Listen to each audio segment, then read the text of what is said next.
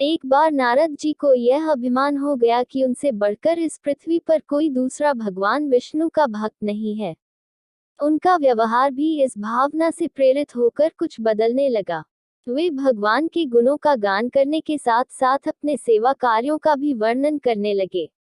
भगवान से कोई बात छुपी थोड़े ही रहती है। उन्हें तुरंत इस बात का पता चल गया। वे अपने भक्त का पतन भला कैसे देख सकते थे। इसलिए उन्होंने नारद को इस दुष्प्रवृत्ति से बचाने का निर्णय किया।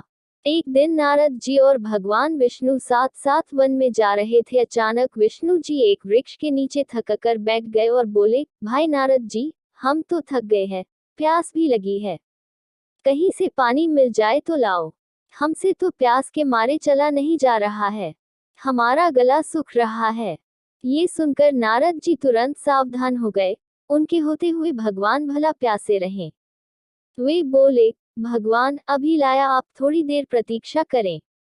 नारद जी एक और दौड़ लिए। उनके जाते ही भगवान मुस्कुराए और अपनी माया को नारद जी को सत्य के मार्ग पर लाने का आदेश दिया। माया शुरू हो गई। नारद जी थोड़ी ही दूर गए होंगे कि उन्हें एक गांव दिखाई पड़ा, जिसके बाहर कुएं पर कुछ युवा स्त्रियां पानी भर रही थी। कुएं के पास जब वे पहुंचे तो एक कन्या को देखकर अपनी सुध बुध खो बैठे, बस उसे ही निहारने लगे। वो ये भूल गए कि भगवान के लिए पानी लेने आए थे। कन्या भी नारद जी की भावना समझ गई। वह जल्दी जल्दी जल से घड़ा भरकर अपनी सहेलियों को पीछे छोड़कर घर की ओर लपकी। नारद जी भी उसके पीछे जो लिए। कन्या तो घर के अंदर चली गई, लेकिन नारद जी ने द्वार पर खड़े होकर नारायण नारायण का अलख जगाया। गृहस्वामी नारायण का नाम सुनकर बाहर आया। उसने नारद जी को तुरंत पहचान लिया। अत्यंत विनम्रता और आदर के साथ वह नारद जी को घर के अंदर ले गया और उनके हाथ पैर धोकर स्वच्छ आसन पर बिठाया तथा उनकी सेवा सत्कार में कोई कमी न छोड़ी।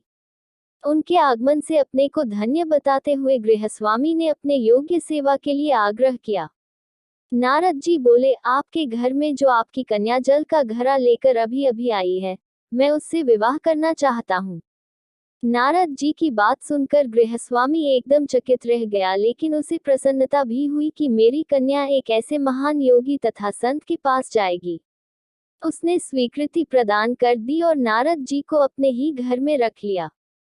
2-4 दिन पश्चात शुभ मुहूर्त में उसने अपनी कन्या का विवाह नारद जी के साथ कर दिया तथा उन्हें गांव में ही उतनी धरती का टुकड़ा दे दिया, खेती करके वे आराम से अपना और अपने परिवार का पेट भर सकें।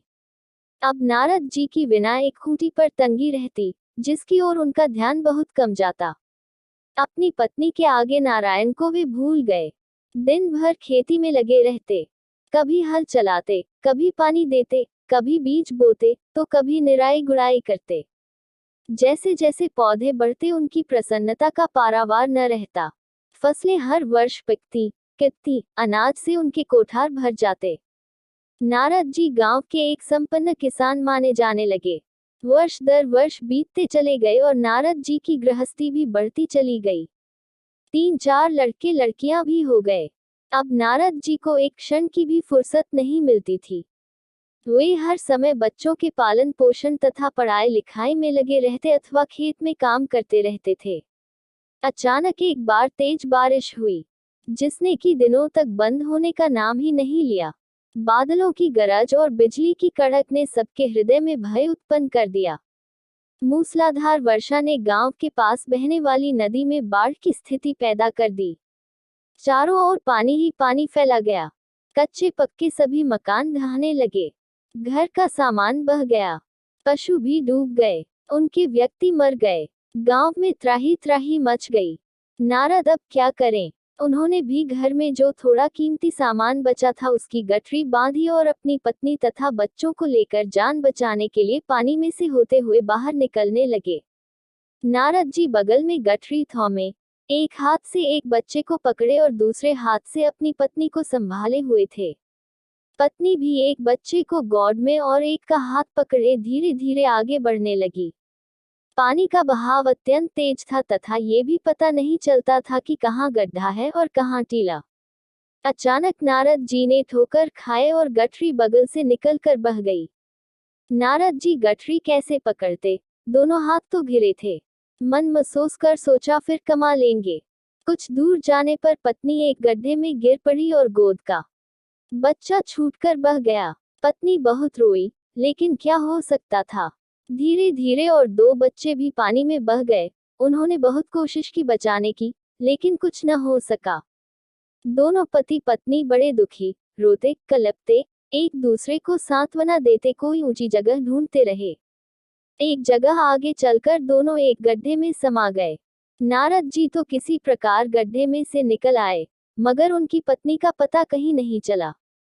बहुत देर तक नारद जी उसे इधर उधर, दूर दूर तक ढूंढते रहे, लेकिन व्यर्थ रोते रट उनका बुरा हाल था। हृदय पत्नी और बच्चों को याद कर करके फटा जा रहा था।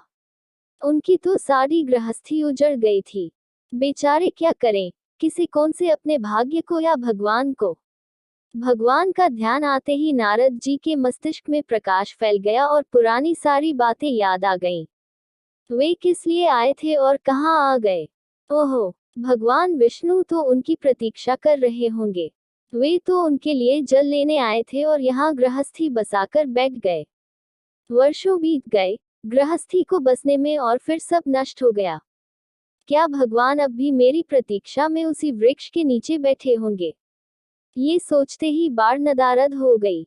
गांव अंतर्धान हो गया। वे तो घने वन में खड़े थे। नारद जी पछताते और शर्माते हुए दौड़े। देखा कुछ ही दूर पर उसी वृक्ष के नीचे भगवान लेटे हैं। नारद जी को देखते ही उठ बैठे और बोले, अरे भाई नारद, कहाँ चले गए थे, बड़ी देर लगा दी। पानी लाए या नहीं। नारद जी भगवान के चरण पकड़ कर बैठ गए और लगे अश्रु बहाने। उनके मुंह से एक बोल भी नहीं फूटा। भगवान मुस्कुराए और बोले, तुम अभी तो गए थे, कुछ अधिक देर थोड़ी ही हुई है। लेकिन नारद जी को लगा था कि वर्षों बीत गए। अब उनकी समझ में आया ये सब भगवान की माया थी, जो उनके अभिमान को चूर चूर करने के लिए पैदा हुई थी। वे सोचने लगे, उन्हें बड़ा घमंड था कि उनसे बढ़कर त्रिलोक में दूसरा कोई भक्त नहीं है। लेकिन एक स्त्री को देखकर वे भगवान को भूल गए। उसको पछतावा होने लगा और उनका घमंड जरा सी देर में ढेर हो गया। वे पुनः सरलता और विनय के साथ भगवान के गुण गाने लगे।